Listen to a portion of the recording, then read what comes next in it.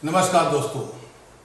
लोकसभा चुनाव 2024 एक ऐसा चुनाव होने वाला है जहां नेताओं का कैरेक्टर देखेंगे तो आपको घिन आएगी। एक तरह से नेताओं ने ऐसी रणनीति बना ली है कि लोगों को चुनाव से घिन आने लगे, क्योंकि जैसे जैसे चुनाव नजदीक आते जा रहा है नेताओं की अदला बदली, एक पार्टी में छोड़ करके दूसरे पार्टी में जाना और ऐन वक्त पर जाना।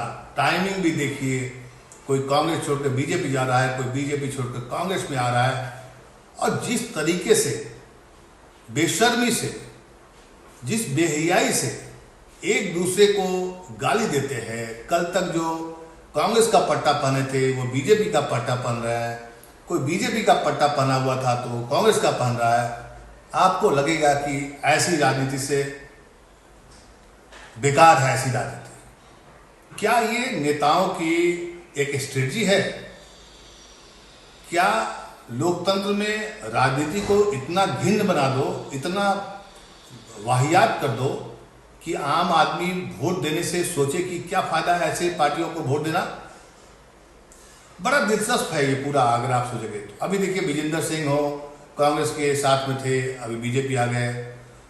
जो बीजेपी में थे वो कांग्रेस में आ गए। और जिस तरीके से रातों रात नेता लोग अदला बदली कर रहे हैं एक दूसरे दल में, उससे तो ये लगता है कि इनको लोकतंत्र से, चुनाव से कोई मतलब नहीं।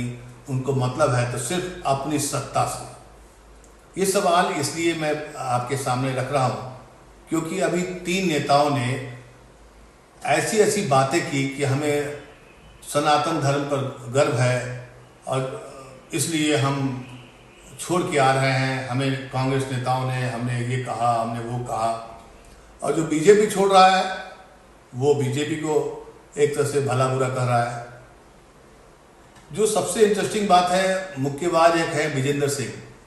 उन्होंने कहा कि मैंने ट्वीट तो किया था राहुल गांधी के समर्थन में, फिर अचानक क्या हुआ कि मैं सोने चला गया। उसके बाद मुझे याद आया कि नहीं, बीजेपी ठीक रहेगा। अब बताइए, ये एक है गौरव वल्लभ जी, 2 बार वो चुनाव लड़ते हैं, एक बार झारखंड से, एक बार राजस्थान से, और अचानक बोलते हैं कि नहीं, कांग्रेस पार्टी सही पार्टी नहीं है। मुझे कांग्रेस से हमदर्दी नहीं है, मुझे हमदर्दी है लोकतंत्र से। लोकतंत्र में एक ऐसी व्यवस्था होनी चाहिए, नेताओं को भरोसा होना चाहिए, नेताओं का अपना एक कैरेक्टर होना चाहिए, ताकि लगे कि हाँ, दुनिया के जो सबसे बड़ा जो लोकतंत्र है, जो मदर ऑफ डेमोक्रेसी कहते हैं हम लोग, उसमें नेताओं के जो कैरेक्टर बार बार बदलना, उससे आम आदमी पर क्या गुजरता होगा, क्या सोचता होगा।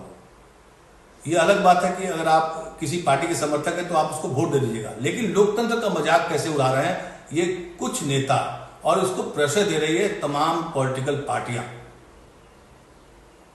तमाम पॉलिटिकल पार्टी, चाहे बीजेपी हो, चाहे कांग्रेस हो, चाहे आम आदमी पार्टी हो, चाहे कोई भी हो। और देखिए, एक मैं आपको बताऊं कि आप किसी नेता को कभी टिकट देते हैं, फिर उसका टिकट बदल देते हैं। मतलब किसी को किसी पर भरोसा नहीं है। और बात करेंगे लोग जनता के हितों की। खुद पर भरोसा नहीं है, अपने नेताओं पर भरोसा नहीं है, अपनी पार्टी पर जिसको भरोसा नहीं है, उन नेताओं को रातों रात राज्यसभा में बैठा दिया जाता है। नैतिकता, कमिटमेंट, जुबान, किसी चीज का कोई भरोसा नहीं है इन नेताओं के पास। सुबह आपके साथ चाय पी करके लोग सत्ता को कोसेंगे, मोदी को भला बुरा कहेंगे, और 11 बजे मतलब 1 घंटे 2 घंटे के बाद उसी पार्टी में जाकर शामिल हो जाते हैं। अब बेहयाई देखिए कि फिर वो अपनी बात करते हैं कि नहीं, मैं अभी मेरा दिल बदला है। दिल बदला है, लेकिन चुनाव के समय ही दिल क्यों बदलता है, पहले दिल क्यों नहीं बदलता है? मोदी जी पिछले 10 साल से सत्ता में है। तो एक तरह से ये सबसे बड़ी परीक्षा है हम सब के लिए कि लोकतंत्र में हम जो वोट डाले जाते हैं तो नेताओं पर भरोसा करके जाते हैं, नेताओं का कैरेक्टर देखते हैं, पार्टी का विचारधारा देखते हैं। लेकिन विचारधारा कहाँ है, किसके पास है? अगर आप ढूंढें, हर एक पॉलिटिकल पार्टी का आप विश्लेषण करिए, जो कांग्रेस को गाली देता था वो बीजेपी में है, जो बीजेपी को गाली देता था वो कांग्रेस में है। तो कहाँ है विचारधारा? इससे किसका नुकसान होगा? इससे लोकतंत्र के महापर्व जो है उसका नुकसान होगा, क्योंकि इसमें बार्गेनिंग होता है, इसमें खरीद फरोख्त होती है, इसमें पद का प्रलोभन दिया जाता है, मतलब सब पर्दे के पीछे से खेल होता है और जनता टुकुर टुकुर देखते रहती है। और हम लोग कहते हैं, दावा करते हैं कि लोकतंत्र मदर ऑफ डेमोक्रेसी है हमारा देश। बिल्कुल है, लेकिन हाल के दिनों में जिस तरह से नेताओं का कैरेक्टर लगातार गिरते जा रहा है, पॉलिटिकल पार्टी अपनी विचारधारा छोड़ती जा रही है। अब देखिए, बीजेपी की विचारधारा थी धर्म को लेकर के, वो शुरू से उसका एक मुद्दा रहा है, राम जन्मभूमि हो। कांग्रेस के पास नहीं था, कांग्रेस के मुद्दा होता था कि भाई सर्वधर्म, सभी लोगों को लेकर चलता था। अभी क्या हो रहा है?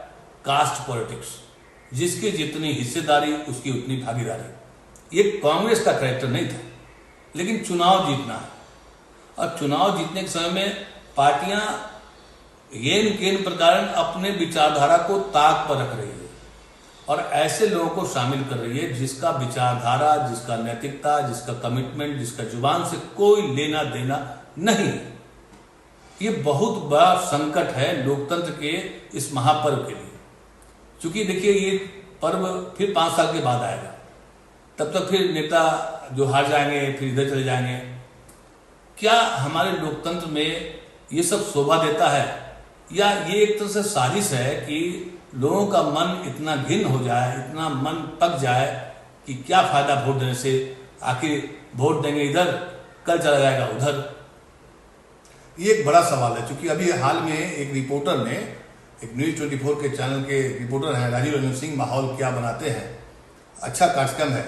उन्होंने एक गांव में किसी से पूछा कि क्या माहौल है, तो उन्होंने कहा कि माहौल क्या है, हमने दारा सिंह चौहान को यहाँ से घोसी से चुनाव हरा दिया, अब देखिए मंत्री हैं। तो जीतने से हारने से क्या फर्क पड़ता है नेताओं को? फर्क तो पड़ता है जनता को। बिल्कुल वाजिब सवाल उस ग्रामीण का है। अगर आप देखेंगे तो आप सोचने पर विवश हो जाएंगे कि क्या वाकई में लोकतंत्र में जीत और हार का कोई महत्व है, मायने है?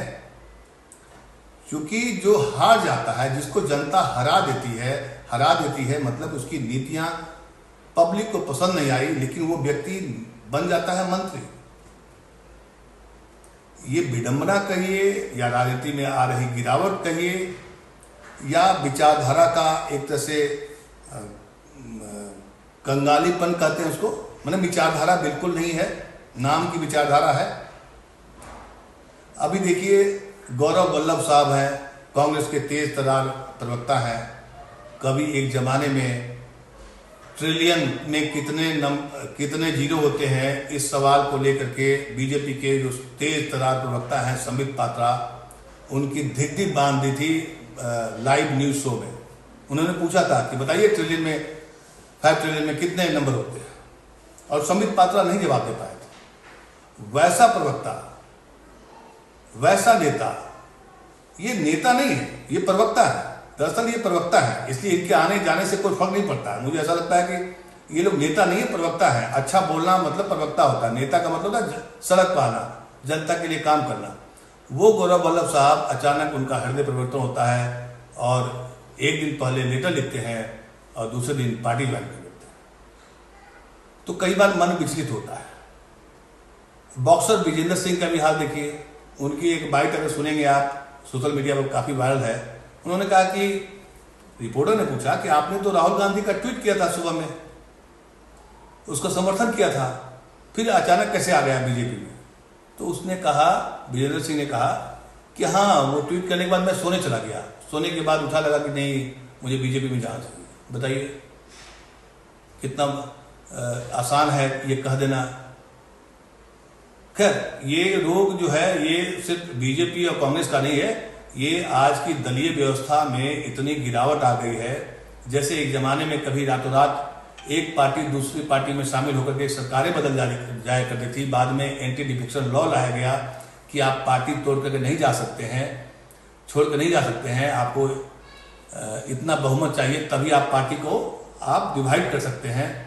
एंटी डिफेक्शन लॉ आने के बाद राजनीति में ऐसा लगा था कि कुछ शुचिता रहेगी, लेकिन अब जरूरत है एक ऐसे कानून की जिससे नेताओं की अदला बदली और विचारधारा में जो परिवर्तन आता है रातों रात, उस पर रोक लगे।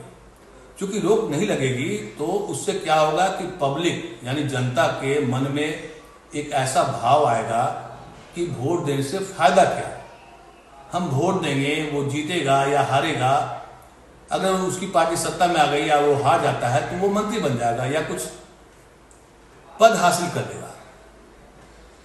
ये एक बड़ा सवाल है। मुझे ऐसा लगता है कि इस चुनाव में हम सबको, देश के लोगों को भी सोचना चाहिए।